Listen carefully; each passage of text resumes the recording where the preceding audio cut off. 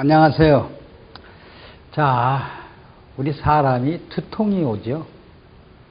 이 통증이 온다는 거죠. 통증이 오면 나 살려줘라 하는 소리인데 또르르 쫓아가서 약을 먹죠. 그럼 약을 먹으면 이 세포가 날 좀 살려줘라 하는데 약을 먹으면 세포가 더 마비되고 나도킹되고 세포가 죽는 수가 굉장히 많습니다. 그러면 여러분, 두통이 온다. 이 뜻이 왜 두통이 오는 이유를 아는 사람은 별로 없어요. 그래서 두통이 오는 이유를 얘기를 해줄게요. 자, 혈액은요, 자, 우리 몸속에 혈액이 있어요. 이게 10만 킬로미터가 돼요. 자, 이 10만 킬로가라면은 지구를 2바퀴 반을 돌고 말아요. 그런데 이 혈액의 모세혈관이 거의 다거든요. 거미줄 같은 혈관이 우리 몸을 지구를 2바퀴 반 돌 수 있는 길인데 그 혈관이 어떻게 되는지요? 오그라들어요. 전부 이렇게 오그라들 것 같으면 피가 통하지 않죠. 이 혈액순환이 안 된다 하는 것이 두통의 원인이에요. 다시 얘기를 할게요. 우리가 아침 먹고 보통 새벽에 일어나면 화장실에 한 번씩들 가죠. 이 화장실에 가서 변 냄새가 많이 나는 사람이 두통이 와요. 변 냄새가 안 나는 사람은 두통이 절대로 오지 않습니다. 그러면 이 혈액 속에가 혈액이 이렇게 생겼어요. 여러분들 한번 봅시다. 우리 몸에 여기 그 혈액 맨 밑에 혈구들이 있어요. 혈구들이면 뭐예요? 백혈구, 적혈구, 혈소판이 45%가 들어있고요. 그리고 이 맹물이 55%예요. 그러면 혈액이 맹물이에요. 이 맹물 속에 혈액이 맹물 아니에요? 그것이 무혈증이냐 아무것도 없는 맹물이냐, 이 속에 무엇이 들어있느냐, 이것이 1.0%의 짠 성분과 미네랄이 들었다면은 이 속에요. 이 혈액은 아주 스트롱 건강한 혈액이에요.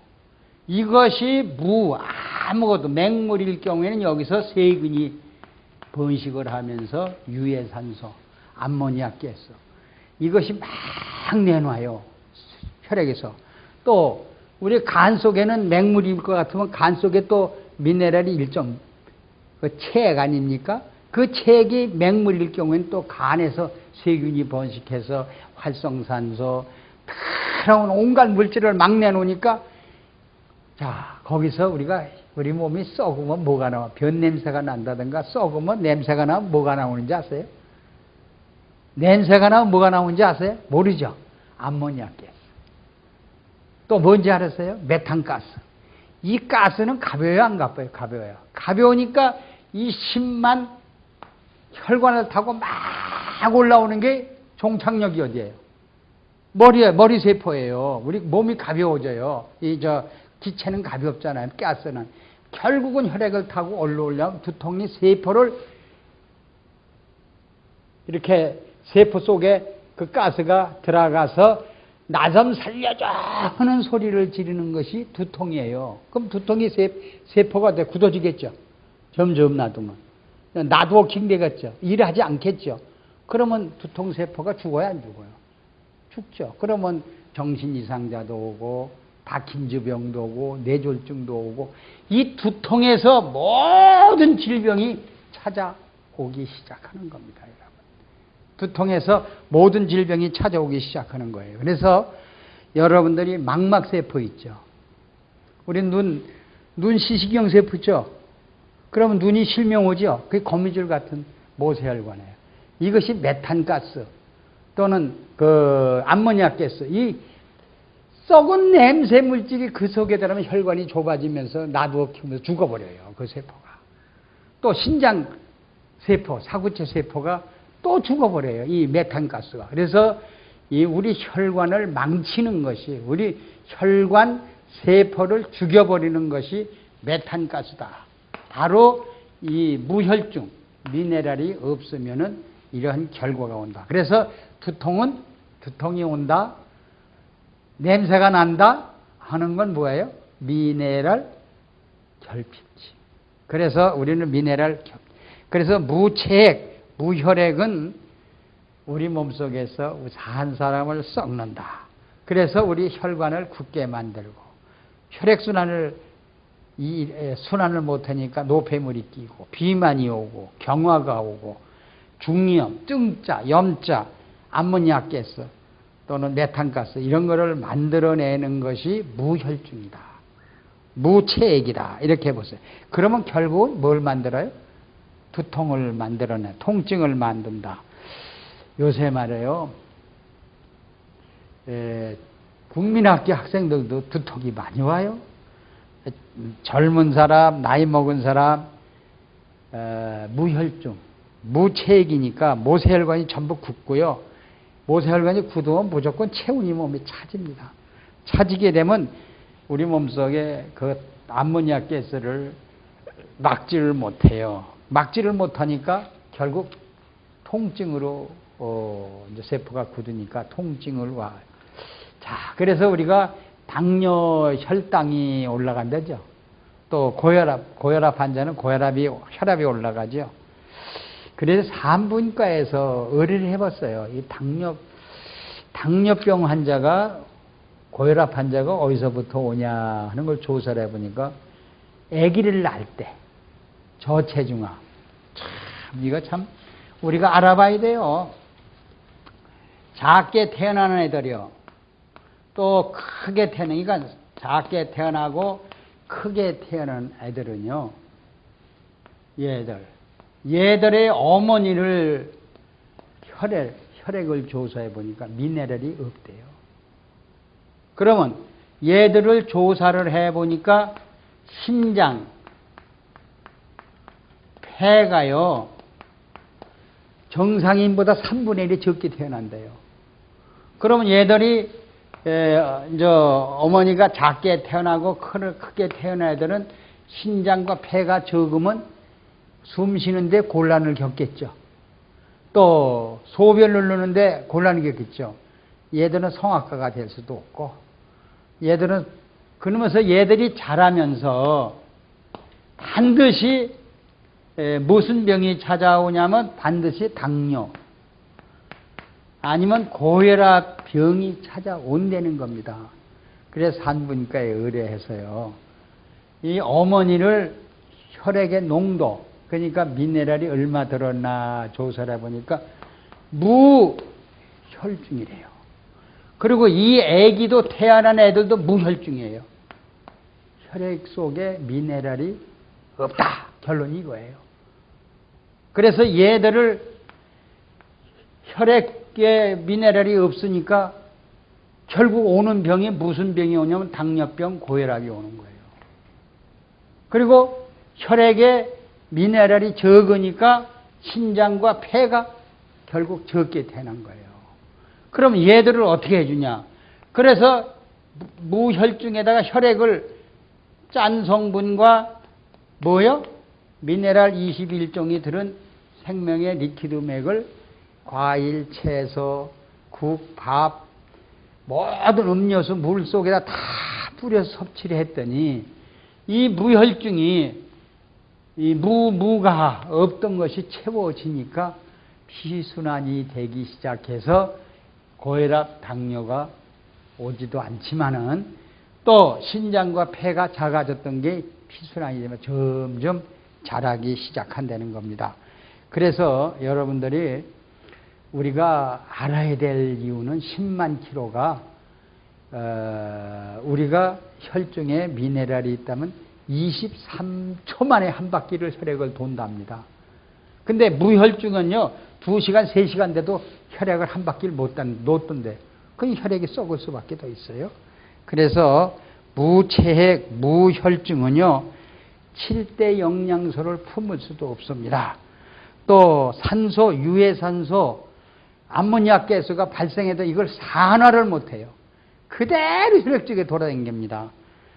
그래서 이건 버크스 병이라는 건 알아요? 다리가 썩어 들어가는 병이죠. 그래서 제가 여기 서울에 누가병원이라는 병원이 조그만 병원이 이제 이렇게 거리에 있었는데 그 원장이 날 좀 보자 그래요. 그래서 그 병원을 갔더니 저를 인사를 하고 호텔에 그 다리가 썩어가는 사람이 하나 와 있는데 이것을 내가 고치기는 감당하지 못하니까 좀 도와주세요. 그런데 들어가 보니까요. 놀라지 마세요. 자, 이 무혈증인 사람을 약이나 주사로 해서 다리 썩는 걸 막으려고 하는 의사 자체가 너무 지식이 없구나 하는 이 발이 이렇게 있는데요. 여기 보면 여기가 이제 우리 살색이 되면 좋은데 이 색이 안 되고 여기가 아주 그냥 시커매요. 피가 일절 통하지 않는데 그래서 이거를 주사를 놓고 여기다가 무슨 약초 물인가 그걸 계속 담는 거예요. 그래서 이렇게 해서는 이분 다리를 결국 이 발목을 자르지 않으면 안 됩니다. 그랬는데 그분이 이제 내가 혈액에 무혈증이 미네랄이 얼마나 들어있느냐 조사를 해버렸더니 그 기구가 그 좋은 기구가 있더라고요. 여기다 가운데 침으로 부항 뜨는 거로 딱 피 한 방울 내더니 그거를 디지털 기계로 재더라고요. 재는데 0.001인가 들어있어요. 미네랄이 아주 없어요. 그래서 이걸 미네랄 혈중에 이것을 올려서 0.9나 1.0%로 올려줘야만이 다리가 안 썩습니다. 이제 이렇게 얘기를 했어요. 그랬더니 이 소리를 의사가 알아듣지를 못해요. 그래서 제가 한 사흘 있다가 다시 와달라고 그래서 이제 갔더니요. 이만큼이 썩었어요. 이제 뭐 도저히 이분은 그냥 진통제로 사는 거예요. 아파서 그냥. 그래서 근데 그 젊은 분이 안 됐더라고요. 이제 한 50밖에 안 된 분이 이 다리가 썩어 들어가는데 그래서 제가 그 의사들하고 그랬어요. 의사를 베껴놓고 환자하고 나하고 둘이 대화를 한 거예요. 다리를 썩지 않게 하려면 주전자 한 5개만 좀 어디서 빌려오라 그랬더니 이만한 주전자예요. 가스불에다 주전자 40도씩 전부 열을 하고요. 리퀴드맥 2병씩을 뿌린 거예요. 이 생명 리퀴드맥. 뿌려서 이 발에다가 뚝뚝뚝뚝뚝뚝뚝뚝뚝 계속해서 부은 거예요. 보세요. 이 피부 스킨 구멍을 통해서요. 그 미네랄이 그냥 들어가기 시작하는 거예요.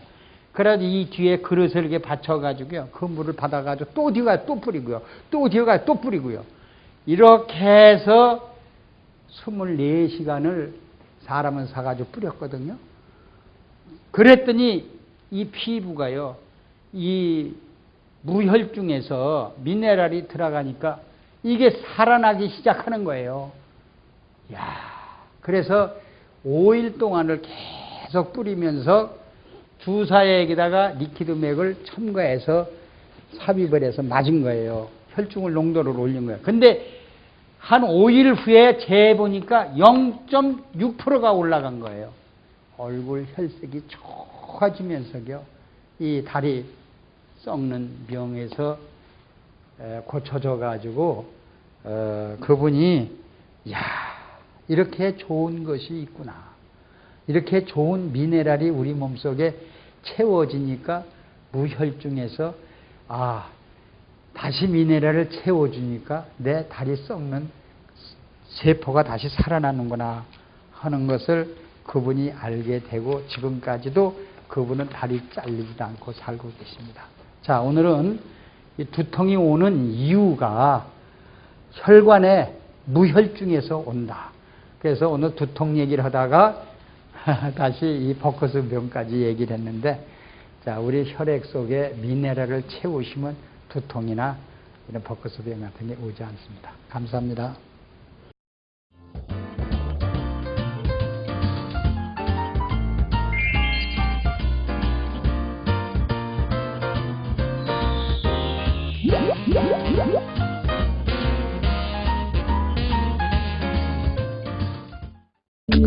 생명영양물질 리퀴드맥.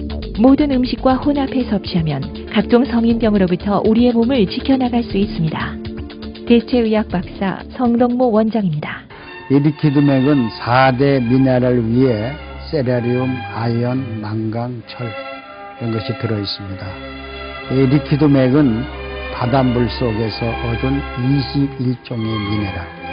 미네랄과 음식이라 하면은 피부미용, 항암작용, 변비해소, 체중 감량, 스트레스, 불면증, 우울증, 갱년기 장애 큰 도움을 줍니다. 사과에다가 리퀴드맥을 10방울 떨어뜨려서 지금 섭취를 하고 있죠. 사과와 미네랄과 만나면 사과 맛이 10배나 아니면 50배 이상이 증강이 됩니다. 사과 껍질은 혈압에 좋죠. 더 한층 보충이 됩니다. 이 무에다가 리퀴드맥 10방울 정도로 떨어뜨리면 우리 무는 매운맛이 있습니다. 우리 체온을 올려주죠. 약간 쓴맛이 없어지고 좀 단맛이 납니다. 자, 그러면 리퀴드맥 속에 마그네슘이 제일 많이 들어있죠. 이 마그네슘이 우리 심장을 박동하게 되죠. 뚝딱 뚝딱 뚝딱 정상적으로 박동하는 것이 마그네슘이죠. 우리가 잘 많이 먹는 배죠. 이 배에다가 리퀴드맥 10방울 정도를 떨어뜨려서 섭취하면은 아주 피부 미용에도 굉장히 좋습니다. 자, 심장 박동에도 좋고요. 또 혈액순환 장애에도 좋고요. 신경 이상이 있는 사람에게도 굉장히 좋습니다. 또 피로도 스트레스도 해소가 되고요. 자, 마그네슘을 많이 우리가 스트레스가 나면 소모가 되죠. 그래서 보충해 주기 위해서는 항상 음식과 함께. 이번엔 당근이죠. 이 당근의 한 개에다가 리퀴드맥 한 10방울 정도를 떨어뜨려서 섭취하면은, 자, 당근에는 햇빛산, 우리 몸을 젊게 하죠. 같이 섭취를 한다면 우선 햇빛산이 우리 뼈 속으로, 간 속으로 들어오니까 간에서 또는 뼈에서 피를 만들죠. 어떻게 될까요? 아주 좋은 피를 만들어내겠죠.